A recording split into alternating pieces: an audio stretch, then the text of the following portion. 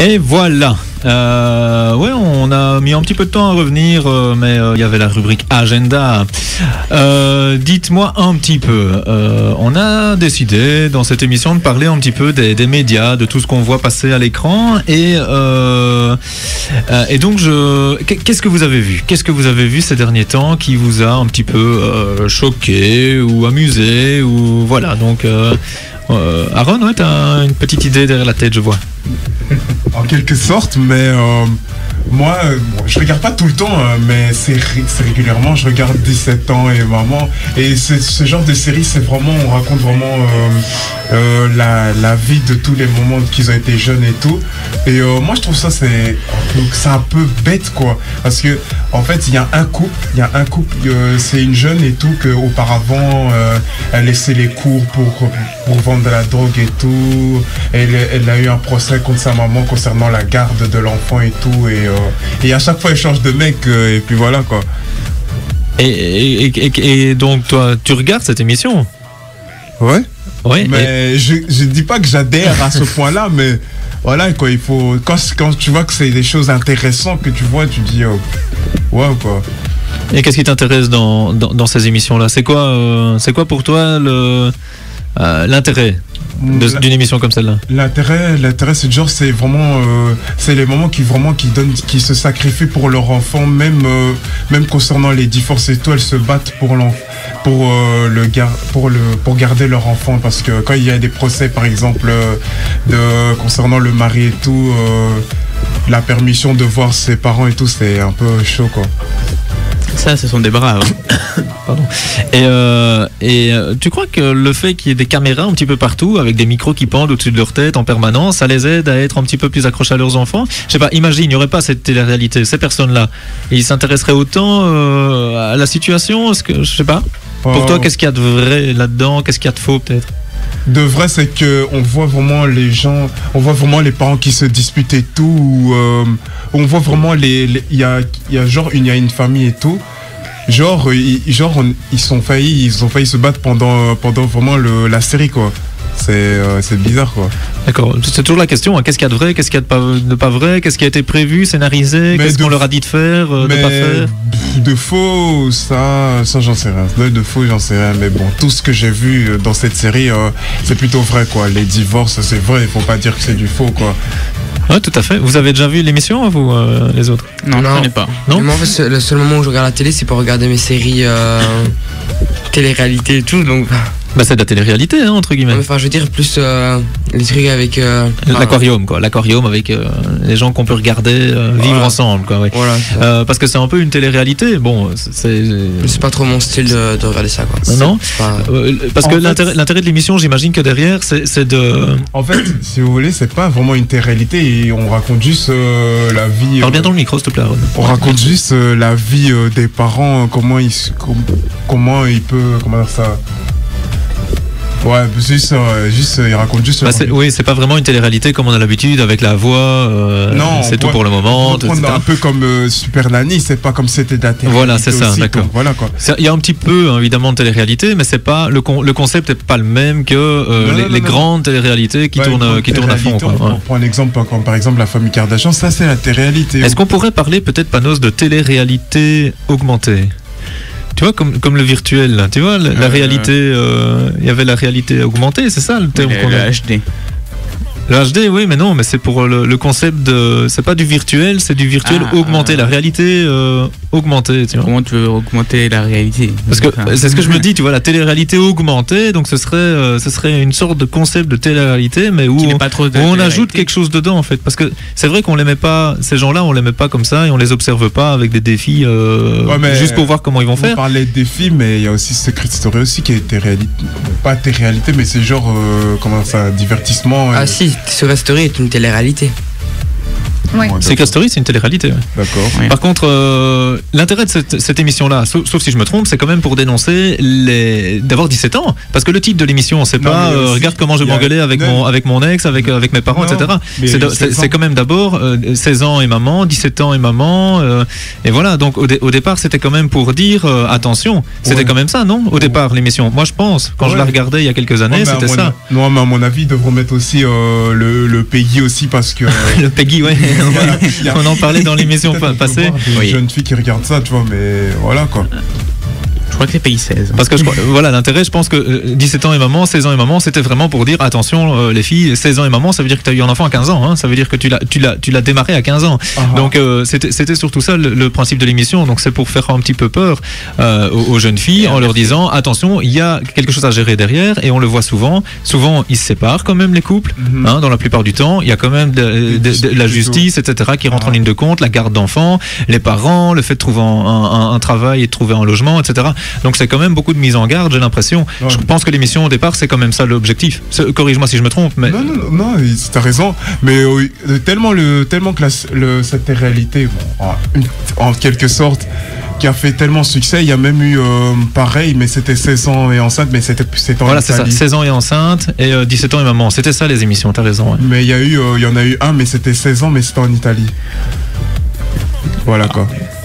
Ça va. On va s'écouter Metcon avec Don't Worry et puis on revient tout de suite. Il y a Gwenaël qui nous a aussi ciblé une émission dont on va parler avec vous. Restez sur Ultrason. Et voilà, on vous l'a promis. Donc Gwenaël avait un sujet à nous donner là par rapport à O-Media. Dis-nous un petit peu. Oui, voilà, moi je suis une adepte un peu à SOS, ma famille a besoin d'aide, donc anciennement Pascal le grand frère. J'adore regarder ces émissions parce que j'aime bien l'aspect psychologique. Je pense que derrière tout comportement, il y a une explication. Et il y a une semaine sur YouTube a été postée la vidéo de Nathalie, Kevin et Olivier. Donc voilà, à la base c'est des parents qui ont 5 enfants. Bah là il n'y a que Kevin qui a vraiment leur ado de 15 ans qui a un souci avec eux. Et en fait Pascal ne venait pas vraiment pour l'adolescent mais pour la maman qui en fait a fait des enfants assez jeunes. Donc elle a 19 ans, elle était en couple à 16 ans. Et en fait voilà, elle avait quand même deux ados quand même, et alors des petits bouts quoi, de 3-4 ans, et elle disait je veux profiter de la vie, elle trompait son mari, elle sortait, enfin voilà. Et donc c'est un épisode qui m'avait assez offusqué parce que voilà, je pense que quand on fait des enfants, ben, on les assume, et c'est des paroles qui ne doivent pas sortir devant les enfants, et donc voilà, c'était vraiment un épisode qui m'a voilà. Qui t'a heurté. Voilà. Donc, elle a des enfants de 15 ans, mais elle a 19 ans. Non, en fait, elle a fait ses enfants qui ont maintenant 15 et 20 ans. Elle les a eus à 19 ans. Ah d'accord. Oui, voilà. Parce que je me disais, c'était un peu confus dans ma tête. 4 ans, c'est jeune. Hein. MTV n'a pas encore fait ça, 4 ans et enceinte. Ouf, heureusement. Ok, est-ce que d'autres regardent ce genre d'émission? Bah, parfois quand je trouve rien à faire sur YouTube, je tape vite fait SOS, ma famille a besoin d'aide pour changer les idées, parce que en même temps parfois je trouve ça drôle. Ça peut être tellement bête, je trouve, mais je trouve ça, c'est qu'il y a, c'est vrai que, c'est très intéressant, je trouve, parce que de voir comment sont les gens avec leurs parents et tout, et parfois, c'est vraiment grave comment ils leur parlent et tout. Moi, j'oserais jamais parler à ma mère comme ça, même si parfois, ok, je suis pas très gentil non plus, mais je suis pas non plus à ce point-là, quoi. Non, sinon elle serait jamais venue à l'antenne ici, à l'antenne, elle serait jamais venue en studio pour t'accompagner, je suppose. Non, c'est marrant, on a les deux regards, on a vraiment, pour les auditeurs, on l'a déjà dit dans une émission précédente, mais Tibalt est fan vraiment de télé-réalité, parce qu'il trouve ça divertissant, donc c'est surtout le côté un peu comique, le comique de situation, on va dire, hein, voilà, que tu apprécies dans ce genre d'émission. Et alors là, c'est marrant parce qu'effectivement, on se retrouve dans le noyau d'une famille, et moi j'aime bien, Gwenaël, quand tu parles de est-ce qu'il était venu aider les enfants ou est-ce qu'il était venu aider la maman? Parce qu'il y avait Pascal le grand frère. Donc ça, Pascal le grand frère, c'était clairement pour sortir un ado d'une misère, hein, d'une situation misérable. Ici maintenant, c'est le même titre, c'est SOS, ma famille a besoin d'aide. Donc on se retrouve là maintenant avec, c'est plus le jeune qui a besoin d'aide, c'est la famille. Et c'est vrai qu'on est en train de switcher de plus en plus dans ces émissions-là, parce que moi je regarde aussi, je dois dire que j'aime bien aussi par curiosité. On est en train de switcher vers effectivement la réparation du comportement plutôt adulte en fait, des parents, et donc des choix que les adultes ont fait dans la vie de tous les jours par rapport à leurs enfants. C'est vrai qu'il y a une sorte de switch vers les parents. Mais est-ce que c'est choquant?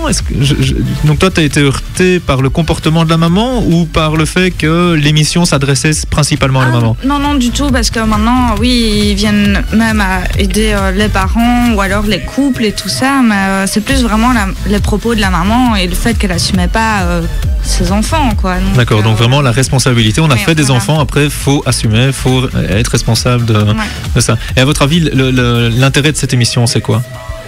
Tantôt, on a parlé de l'émission avec 17 ans et maman. Et si tu viens de dire qu'elle avait 19 ans quand elle a eu ses enfants, donc peut-être qu'elle était trop jeune, alors qu'on dit déjà que quand on a 16 ou 17 ans sur MTV, dans leurs émissions, on met déjà l'attention. Et donc, ce serait plutôt ça, l'émission. Est-ce que c'est une émission qui donne des trucs pour sauver des situations et pour arriver à réparer finalement? Ou bien est-ce que c'est pour dire, attention, quand vous construisez une famille, il faudra assumer la suite.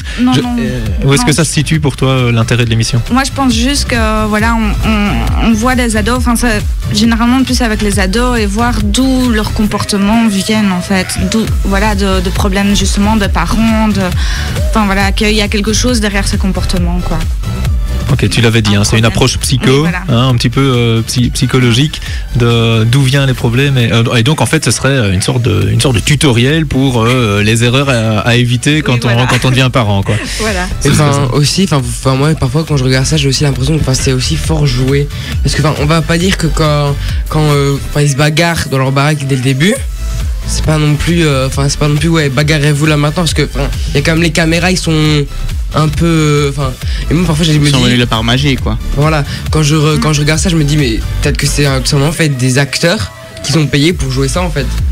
Alors on pourrait le croire quand ils sont très mauvais acteurs, alors à ce moment-là. Mais c'est vrai que moi ce que j'adore, c'est le début de l'émission. On voit Pascal derrière la porte, on voit qu'il entend, qu'il écoute, et puis tout à coup il se dit là il faut que je rentre, là c'est exagéré, il faut que je rentre. Mais nous on a déjà vu ce qui s'est passé à l'intérieur. Donc il rentre comme si c'était le sauveur qui disait là il faut interrompre quelque chose, alors qu'il y a déjà un caméraman qui est rentré, qui a certainement pris un café et qui attend à l'intérieur que Pascal rentre, quoi. Mais le plus choquant aussi, c'est quand l'adolescent il fait oh waouh, il est là nanana, et il y a des caméras, c'est pourquoi les caméras? C'est pour faire beau? Ouais. À un moment, soit t'es bête ou t'es bête, quoi. Ouais, surtout que maintenant, même dans l'émission, il y a des moments où on voit il y a des prises de vue comme ça, où on voit les jeunes et les personnes dans la situation qui sont un petit peu mis en scène comme ça, avec un décor, etc. Et alors on se dit aussi jusqu'où est-ce qu'on est en train d'en faire des célébrités entre guillemets, des stars, des personnes de la télé, des gens connus entre guillemets, alors qu'au départ on venait les aider et c'était juste des gens en difficulté. Et puis tout à coup ils doivent poser pour la télé. C'est un peu bizarre ce contraste aussi, je trouve. J'aimerais pas trop devenir une star grâce à cette émission, quoi. Disons que c'est un peu regarde, c'est celui qui a été dans Pascal le Grand Frère, regarde. Non, tu préfères devenir une star en présentant Arsenic sur le traçon. Voilà. Ce qui va se passer d'ici plus ou moins une trentaine de minutes. Donc notre future star Tibalt, on a déjà une star Aaron, alors on a Panos, la star de la vidéo en direct qui ne fonctionne pas. Oui. Mais ça on vous promet pour des émissions prochaines. Restez évidemment avec nous. Il est 3h-10, on va passer... Oui, Panos. Avant la fin de la saison. Avant la fin de la saison. C'est une promesse? Oui. On verra.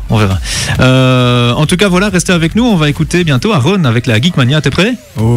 Ouais, allez, on va s'écouter Henri et Rafaela et puis on revient pour la Geekmania.